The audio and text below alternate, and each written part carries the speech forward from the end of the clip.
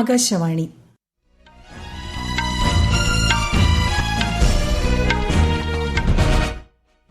നമസ്കാരം. വാർത്തകൾ വായിക്കുന്നത് സുവർണ.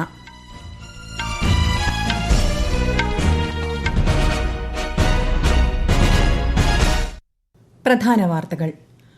വർഷകാല സമ്മേളനം പൂർത്തിയാക്കി ലോക്സഭ അനിശ്ചിതകാലത്തേക്ക് പിരിഞ്ഞു. പ്രതിപക്ഷ ബഹളത്തെ തുടർന്ന് രാജ്യസഭ 2 മണിവരെ നിർത്തിവച്ചു. ഉപരാഷ്ട്രപതി തെരഞ്ഞെടുപ്പിനുള്ള നാമനിർദ്ദേശ പത്രികാ സമർപ്പണം ഇന്ന് അവസാനിക്കും. INDIA സ്ഥാനാർത്ഥി സുപ്രീംകോടതി മുൻ ജഡ്ജി ബി സുദർശൻ റെഡ്ഡി പത്രിക സമർപ്പിച്ചു. പ്രധാനമന്ത്രി നരേന്ദ്രമോദിയുടെ ബീഹാർ പശ്ചിമബംഗാൾ സന്ദർശനത്തിന് നാളെ തുടക്കം. ഗയയിൽ 13,000 കോടി രൂപയുടെ വികസന പദ്ധതികൾക്ക് തുടക്കം കുറിക്കും. സമ്പൂർണ്ണ ഡിജിറ്റൽ സാക്ഷരത നേടിയ ആദ്യ ഇന്ത്യൻ സംസ്ഥാനമെന്ന ചരിത്ര നേട്ടത്തിൽ കേരളം. ഔദ്യോഗിക പ്രഖ്യാപനം മുഖ്യമന്ത്രി പിണറായി വിജയൻ ഇന്ന് നിർവഹിക്കും. ലക്ഷദ്വീപ് സീപ്ലെയിൻ സർവീസുകൾ അടുത്ത മാസം ആരംഭിക്കുമെന്ന് Kochi international airport limited. Gaza നഗരം നിയന്ത്രണത്തിലാക്കുന്നതിനുള്ള പ്രാരംഭ സൈനിക നടപടികൾ ആരംഭിച്ചതായി ഇസ്രായേൽ സൈന്യം. വാർത്തകൾ വിശദമായി. വർഷകാല സമ്മേളനം പൂർത്തിയാക്കി ലോക്സഭ അനിശ്ചിതകാലത്തേക്ക് പിരിഞ്ഞു. വിവിധ വിഷയങ്ങളിലെ പ്രതിപക്ഷ ബഹളത്തെ തുടർന്ന് രാജ്യസഭ 2 മണിവരെ നിർത്തിവച്ചിരിക്കുകയാണ്. ബീഹാർ സമഗ്ര വോട്ടർ പട്ടിക പരിഷ്കരണം ഉൾപ്പെടെയുള്ള വിഷയങ്ങളിലെ പ്രതിപക്ഷ ബഹളത്തിന് ഇത്തവണ നിരവധി തവണ ഇരുസഭകളും സാക്ഷ്യം വഹിച്ചു. ഓൺലൈൻ ഗെയിമിംഗ് ബിൽ, 130ാം ഭരണഘടനാ ഭേദഗതി ബിൽ തുടങ്ങി സുപ്രധാന നിയമനിർമ്മാണ നടപടികൾ വർഷകാല സമ്മേളനത്തിൽ നടന്നു. ഉപരാഷ്ട്രപതി തെരഞ്ഞെടുപ്പിനുള്ള നാമനിർദ്ദേശ പത്രികാ സമർപ്പണം ഇന്ന് അവസാനിക്കും. INDIA സ്ഥാനാർത്ഥി സുപ്രീംകോടതി മുൻ ജഡ്ജി ബി സുദർശൻ റെഡ്ഡി പാർലമെന്റ് ഹൌസിലെത്തി പത്രിക സമർപ്പിച്ചു. കോൺഗ്രസ് അധ്യക്ഷൻ മല്ലികാർജ്ജുൻ ഖർഗെ, കോൺഗ്രസ് മുതിർന്ന നേതാവ് സോണിയാഗാന്ധി ഉൾപ്പെടെയുള്ളവർ അദ്ദേഹത്തോടൊപ്പം ഉണ്ടായിരുന്നു. NDA സ്ഥാനാർത്ഥി CP രാധാകൃഷ്ണൻ ഇന്നലെ നാമനിർദ്ദേശ പത്രിക സമർപ്പിച്ചു. നാളെയാണ് സൂക്ഷ്മ പരിശോധന. രാജ്യത്തിന്റെ 17ാമത് ഉപരാഷ്ട്രപതിയെ തെരഞ്ഞെടുക്കുന്നതിനുള്ള വോട്ടെടുപ്പും വോട്ടെണ്ണലും അടുത്ത മാസം 9 നടക്കും. പ്രധാനമന്ത്രി നരേന്ദ്രമോദി നാളെ ബീഹാറും പശ്ചിമബംഗാളും സന്ദർശിക്കും. ബീഹാറിലെ ഗയയിൽ 13,000 കോടി രൂപയുടെ വികസന പദ്ധതികൾക്ക് അദ്ദേഹം തുടക്കം കുറിക്കും. ഗംഗാനദിക്ക് കുറുകെ 2 കിലോമീറ്റർ ദൈർഘ്യത്തിൽ നിർമ്മിച്ച ആൻഡ സിമാരിയ 6-വരി പാലം പ്രധാനമന്ത്രി ഉദ്ഘാടനം ചെയ്യും. കൊൽക്കത്തയിൽ 5,200 കോടി രൂപയുടെ വികസന പദ്ധതികൾക്കും അദ്ദേഹം തുടക്കം കുറിക്കും. ദീപാവലി, ഛഠ് ഉത്സവങ്ങൾക്ക് മുന്നോടിയായി 12,000 പ്രത്യേക ട്രെയിനുകൾ സർവീസ് നടത്തുമെന്ന് കേന്ദ്രമന്ത്രി അശ്വിനി വൈഷ്ണവ്. ഡൽഹി, ഗയ, അമൃത്സർ, ഛപ്ര, മുസാഫർപൂർ, ഹൈദരാബാദ് എന്നിവിടങ്ങളെ ബന്ധിപ്പിച്ച് 4 പുതിയ അമൃത് ഭാരത് ട്രെയിനുകൾ ആരംഭിക്കുമെന്നും അദ്ദേഹം അറിയിച്ചു. जो दीपावली और छठ के आगामी 2 बड़े त्योहार हैं, इसके लिए विशेष व्यवस्था की जाए, ऐसी डिस्कशन में आया और साथ ही साथ ये भी ध्यान रखा जाए कि किस तरह से हमारे यात्रियों को रिटर्न जर्नी में सुविधा हो. तो इस चर्चा के बाद में ये तय हुआ 12,000 स्पेशल ट्रेन चलाई जाएंगी, जिससे कि यात्रियों को इन 2 बड़े पर्वों पर किसी भी प्रकार की असुविधा न हो. എംപ്ലോയീസ് പ്രോവിഡന്റ് ഫണ്ടിൽ ഈ വർഷം ജൂണിൽ അംഗങ്ങളായത് 21.89 ലക്ഷം പേർ. 2018 ഏപ്രിലിന് ശേഷമുള്ള ഏറ്റവും ഉയർന്ന കണക്കാണിത്. ഈ മാസം ഇതുവരെ 10.62 ലക്ഷത്തോളം പുതിയ അംഗങ്ങൾ EPFൽ ചേർന്നതായും തൊഴിൽ മന്ത്രാലയം പ്രസ്താവനയിൽ അറിയിച്ചു. കഴിഞ്ഞ ജൂണിനെ അപേക്ഷിച്ച് 3.61% വർധനയാണിത്. ജമ്മുകശ്മീരിൽ മോശം കാലാവസ്ഥയിൽ വിദ്യാർത്ഥികളുടെയും ജീവനക്കാരുടെയും സന്ദർശകരുടെയും സുരക്ഷ ഒരുക്കുന്നത് സംബന്ധിച്ച് സ്കൂൾ വിദ്യാഭ്യാസ ഡയറക്ടറേറ്റ് മാർഗനിർദ്ദേശങ്ങൾ പുറപ്പെടുവിച്ചു.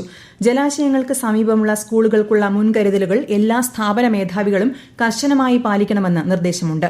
സ്കൂൾ പരിസരങ്ങളിൽ പതിവായി പരിശോധന നടത്താനും അപകട സാധ്യത തിരിച്ചറിഞ്ഞ് ഉടനടി പരിഹരിക്കണമെന്നും മാർഗനിർദ്ദേശത്തിൽ പറയുന്നു. പ്രധാനമന്ത്രി നരേന്ദ്രമോദി ആകാശവാണിയിലൂടെ ജനങ്ങളുമായി ആശയങ്ങൾ പങ്കുവയ്ക്കുന്ന പ്രതിമാസ റേഡിയോ പ്രഭാഷണ പരിപാടി മൻ കി ബാത് ഈ മാസം 31 രാവിലെ 11 മണിക്ക്. മൻ കി ബാത്തിന്റെ 125ാം പതിപ്പാണിത്. പരിപാടിയിലേക്കുള്ള ആശയങ്ങളും അഭിപ്രായങ്ങളും 1800117800 എന്ന ടോൾ ഫ്രീ നമ്പരിലൂടെയും Narendra Modi app, MyGov open forum എന്നിവയിലൂടെയും ഈ മാസം 29 വരെ പങ്കുവയ്ക്കാം. ആധാർ അടിസ്ഥാനമാക്കിയുള്ള ഉപഭോക്തൃ പരിശോധന സുഗമമാക്കുന്നതിനായി unique identification authority of India ഉപഗ്രഹ അധിഷ്ഠിത ഇന്റർനെറ്റ് സേവന ദാതാവായ സ്റ്റാർലിങ്കുമായി സഹകരിച്ച് പ്രവർത്തിക്കുന്നതായി ഇലക്ട്രോണിക്സ് ആന്റ് IT മന്ത്രാലയം. ആഗോള ഇന്റർനെറ്റ് ദാതാവായ സ്റ്റാർലിങ്കിന്റെ സേവനം ഇന്ത്യയുടെ ഡിജിറ്റൽ ഇൻഫ്രാസ്ട്രക്ചറിന്റെ വിശ്വാസ്യത തെളിയിക്കുന്നുവെന്ന് മന്ത്രാലയം പ്രസ്താവനയിൽ അറിയിച്ചു. വനിതകൾക്ക് സുരക്ഷിത യാത്ര ഉറപ്പാക്കാനുള്ള പുതിയ പദ്ധതിക്ക് തുടക്കമിട്ട് പാലക്കാട് റെയിൽവേ ഡിവിഷനിലെ railway protection force. Mary Saheli എന്ന പദ്ധതിക്കാണ് 5 പ്രധാന സ്റ്റേഷനുകളിൽ തുടക്കം കുറിച്ചിരിക്കുന്നത്. വിശദാംശങ്ങളുമായി ആകാശവാണി പാലക്കാട് ജില്ലാ പ്രതിനിധി ഫൈസൽ അലിമുത്ത്.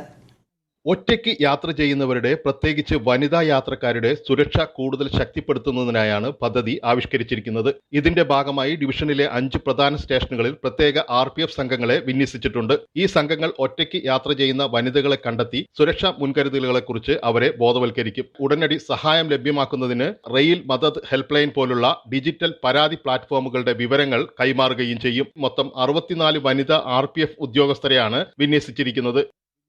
ഈ വാർത്തകൾ ആകാശവാണിയിൽ നിന്ന്. ആകാശവാണി വാർത്തകളും വാർത്താധിഷ്ഠിത പരിപാടികളും All India Radio News Thiruvananthapuram YouTube ചാനലിലും All India Radio News Thiruvananthapuram Facebook പേജിലും AR News_ തിരുവനന്തപുരം ഇൻസ്റ്റഗ്രാം അക്കൌണ്ടിലും AR News_TVM X ഹാൻഡിലും ലഭ്യമാണ്. സമ്പൂർണ്ണ ഡിജിറ്റൽ സാക്ഷരത നേടിയ ആദ്യ ഇന്ത്യൻ സംസ്ഥാനമായി കേരളം. ഈ ചരിത്ര നേട്ടത്തിന്റെ പ്രഖ്യാപനം മുഖ്യമന്ത്രി പിണറായി വിജയൻ ഇന്ന് വൈകുന്നേരം തിരുവനന്തപുരത്ത് നിർവഹിക്കും. ഡിജിറ്റൽ സാക്ഷരതയുടെ പ്രാധാന്യം തിരിച്ചറിഞ്ഞ് സംസ്ഥാന സർക്കാർ നടപ്പാക്കിയ പദ്ധതിയാണ് ഡിജി കേരളം. 21,87,667 പേരാണ് മൂല്യനിർണ്ണയത്തിൽ വിജയിച്ച് ഡിജിറ്റൽ സാക്ഷരത നേടിയത്. ലക്ഷദ്വീപ് സീപ്ലെയിൻ സർവീസുകൾ അടുത്ത മാസം ആരംഭിക്കുമെന്ന് കൊച്ചി ഇന്റർനാഷണൽ എയർപോർട്ട് ലിമിറ്റഡ്. പദ്ധതിയുമായി ബന്ധപ്പെട്ട പ്രാഥമിക നടപടികളും പരീക്ഷണ പറക്കലുകളും പല ഘട്ടങ്ങളായി പൂർത്തിയാക്കിയിരുന്നു. കേന്ദ്ര സർക്കാരിന്റെ അനുമതിയോടെ സ്പൈസ് ജെറ്റ് നടത്തുന്ന സീപ്ലെയിൻ സേവനത്തിന്റെ ഏകദേശ നിരക്ക് 12,000 രൂപയായിരിക്കും. ഉഡാൻ പദ്ധതിയിൽ ഉൾപ്പെടുത്തിയാൽ 2,000 മുതൽ 4,000 രൂപ വരെ നിരക്കിൽ ടിക്കറ്റുകൾ ലഭ്യമാകുമെന്ന് പ്രതീക്ഷിക്കുന്നതായി ലക്ഷദ്വീപ് തുറമുഖ വകുപ്പ് അധികൃതർ അറിയിച്ചു. ബൾഗേറിയയിൽ നടന്ന അണ്ടർ-20 ലോക ഗുസ്തി ചാമ്പ്യൻഷിപ്പിൽ ഇന്ത്യൻ ഗുസ്തി താരം തപസ്യയ്ക്ക് സ്വർണ്ണ മെഡൽ. വനിതകളുടെ 57 കിലോഗ്രാം വിഭാഗം ഫൈനലിൽ നോർവേയുടെ ഫെലിസിറ്റാസ് ഡൊമാജിയോവയെ 5-2 തപസ്യ പരാജയപ്പെടുത്തിയത്.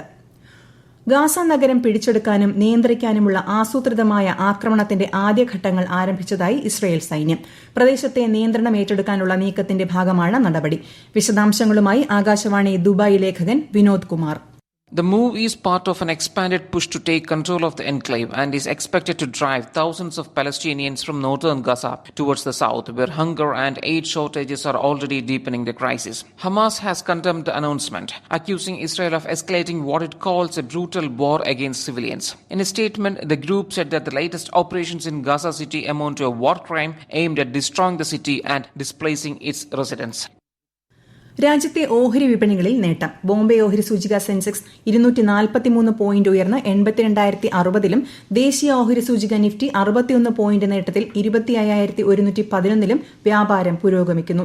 സ്വർണ്ണവില വർദ്ധിച്ചു. പവന് 400 രൂപ കൂടി 73,840 രൂപയും ഗ്രാമിന് 9,230 രൂപയുമാണ് ഇന്നത്തെ വില. മഹാരാഷ്ട്രയിൽ ഒരാഴ്ച നീണ്ടുനിന്ന കനത്ത മഴയ്ക്കു ശേഷം സംസ്ഥാനത്തുടനീളം കാലാവസ്ഥ മെച്ചപ്പെടുമെന്ന് കേന്ദ്ര കാലാവസ്ഥാ വകുപ്പ്. മുംബൈ, താനെ, പാൽഘർ, റായ്ഗഡ്, രത്നഗിരി എന്നിവിടങ്ങളിൽ ഇന്ന് മഞ്ഞ ജാഗ്രതയാണ്. വ്യാപക മഴയെ തുടർന്ന് 8 ലക്ഷം ഹെക്ടറിലധികം ഭൂമിയിലെ കാർഷിക വിളകൾ നശിച്ചതായാണ് റിപ്പോർട്ടുകൾ. അതേസമയം ഗുജറാത്ത് മേഖലയിൽ ഇന്ന് അതിശക്തമായ മഴ സാധ്യത കണക്കിലെടുത്ത് ചുവപ്പ് ജാഗ്രത പ്രഖ്യാപിച്ചു. പ്രഥമ ഖേലോ ഇന്ത്യ വാട്ടർ സ്പോർട്സ് ഫെസ്റ്റിവലിന് ജമ്മുകശ്മീരിലെ ദാൽ തടാകത്തിൽ ഇന്ന് തുടക്കം. 3 ദിവസത്തെ ദേശീയ മത്സരത്തിൽ വിവിധ സംസ്ഥാനങ്ങളിൽ നിന്നായി 400-ലധികം കായിക താരങ്ങൾ പങ്കെടുക്കും. ഇന്ന് വൈകുന്നേരം നടക്കുന്ന ഉദ്ഘാടന ചടങ്ങിൽ കേന്ദ്ര സഹമന്ത്രി രക്ഷാ ഖഡ്സെ പങ്കെടുക്കും. 2026 ഹജ്ജിന് തെരഞ്ഞെടുക്കപ്പെട്ടവർ ആദ്യ ഗഡുവായ 1,52,300 രൂപ അടയ്ക്കുന്നതിനുള്ള തീയതി ഈ മാസം 25 വരെ നീട്ടിയതായി കേന്ദ്ര ഹജ്ജ് കമ്മിറ്റി അറിയിച്ചു. ഓൺലൈനായും പണമടയ്ക്കാം. ചിങ്ങമാസ പൂജകൾ പൂർത്തിയാക്കി ശബരിമല ക്ഷേത്രനട ഇന്ന് രാത്രി 10-ന് അടയ്ക്കും. പ്രതികൂല കാലാവസ്ഥയിലും വലിയ തിരക്കാണ് ശനിയാഴ്ച നട തുറന്നതു മുതൽ സന്നിധാനത്ത് അനുഭവപ്പെടുന്നത്. 17ാമത് കേരള അന്താരാഷ്ട്ര ഡോക്യുമെന്ററി ഹ്രസ്വചിത്രമേളയ്ക്ക് നാളെ തിരുവനന്തപുരത്ത് തുടക്കമാകും. കൈരളി തിയേറ്ററിൽ മന്ത്രി സജി ചെറിയാൻ ഉദ്ഘാടനം നിർവഹിക്കും. ഫ്രം ഗ്രൌണ്ട് സീറോ ആണ് ഉദ്ഘാടന ചിത്രം. 6 ദിവസത്തെ മേളയിൽ 331 ചിത്രങ്ങൾ പ്രദർശിപ്പിക്കും. കേരളത്തിന്റെ സ്വന്തം ക്രിക്കറ്റ് മാമാങ്കമായ കേരള ക്രിക്കറ്റ് ലീഗിന് ഇന്ന് തിരുവനന്തപുരത്ത് തുടക്കം. വൈകുന്നേരം 6:30 നടക്കുന്ന ഉദ്ഘാടന ചടങ്ങിൽ KCL ബ്രാൻഡ് അംബാസഡർ മോഹൻലാൽ പങ്കെടുക്കും. പ്രധാന വാർത്തകൾ വീണ്ടും. വർഷകാല സമ്മേളനം പൂർത്തിയാക്കി ലോക്സഭ അനിശ്ചിതകാലത്തേക്ക് പിരിഞ്ഞു. പ്രതിപക്ഷ ബഹളത്തെ തുടർന്ന് രാജ്യസഭ 2 മണിവരെ നിർത്തിവച്ചു. ഉപരാഷ്ട്രപതി തെരഞ്ഞെടുപ്പിനുള്ള നാമനിർദ്ദേശ പത്രികാ സമർപ്പണം ഇന്ന് അവസാനിക്കും. INDIA സ്ഥാനാർത്ഥി സുപ്രീംകോടതി മുൻ ജഡ്ജി B സുദർശൻ റെഡ്ഡി പത്രിക സമർപ്പിച്ചു. പ്രധാനമന്ത്രി നരേന്ദ്രമോദിയുടെ ബീഹാർ, പശ്ചിമബംഗാൾ സന്ദർശനത്തിന് നാളെ തുടക്കം. ഗയയിൽ 13,000 കോടി രൂപയുടെ വികസന പദ്ധതികൾക്ക് തുടക്കം കുറിക്കും. സമ്പൂർണ്ണ ഡിജിറ്റൽ സാക്ഷരത നേടിയ ആദ്യ ഇന്ത്യൻ സംസ്ഥാനമെന്ന ചരിത്ര നേട്ടത്തിൽ കേരളം. ഔദ്യോഗിക പ്രഖ്യാപനം മുഖ്യമന്ത്രി പിണറായി വിജയൻ ഇന്ന് നിർവഹിക്കും. ലക്ഷദ്വീപ് സീ പ്ലെയിൻ സർവീസുകൾ അടുത്ത മാസം ആരംഭിക്കുമെന്ന് Kochi international airport limited. Gaza നഗരം നിയന്ത്രണത്തിലാക്കുന്നതിനുള്ള പ്രാരംഭ സൈനിക നടപടികൾ ആരംഭിച്ചതായി ഇസ്രായേൽ സൈന്യം. വാർത്തകൾ കഴിഞ്ഞു. അടുത്ത വാർത്താ പ്രക്ഷേപണം വൈകിട്ട് 6:30.